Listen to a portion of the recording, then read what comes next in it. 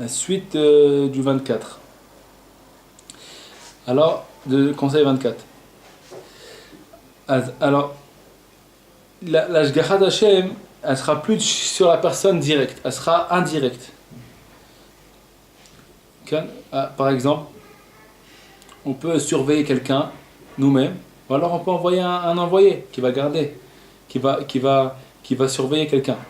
Alors si la personne qu'on va envoyer, elle est plus difficile que nous, ok, alors ça va être plus difficile pour la personne qu'on va garder. Par exemple, nous on est des gens, par exemple, très avec beaucoup de pitié, tout ça. Donc si nous-mêmes on va garder nos enfants, ça, on va les gâter, on va bien les élever, tout ça. Maintenant des fois, on peut pas le faire.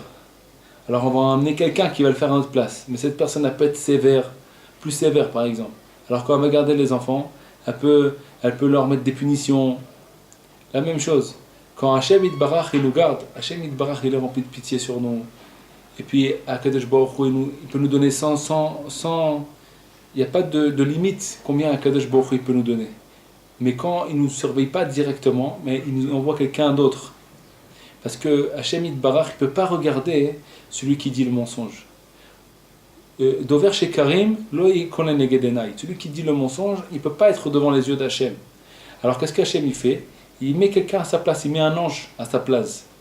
Il met un ange à sa place. Dans cet ange-là, il est limité.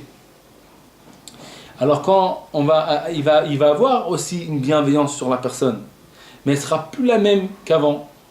Alors que s'il aurait dit la vérité, il est directement avec Hachem Yitbarach, au-dessus de toutes les lois de la nature. Il peut Akadosh Baruch Hu faire ce qu'il veut à chaque instant. Il n'est pas dépendant de rien du tout, il n'est pas limité.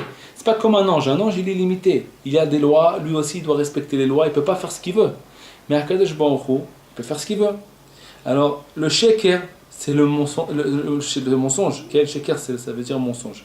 C'est le mal, c'est la touma. Et à cause de ça, on enlève la surveillance, la bienveillance d'Hachem Yitbarach de sur lui. Mais aval elle est émet. Mais quand la personne va dire la vérité, alors qu'est-ce qui va se passer? C'est que c'est Hachem Yitbarach lui-même qui va surveiller la personne, qui va aider la personne, il va la protéger. La bienveillance de Hachem, il est sur lui avec perfection. Hachem Izake Otano de dire toujours que la vérité. Kol Tov.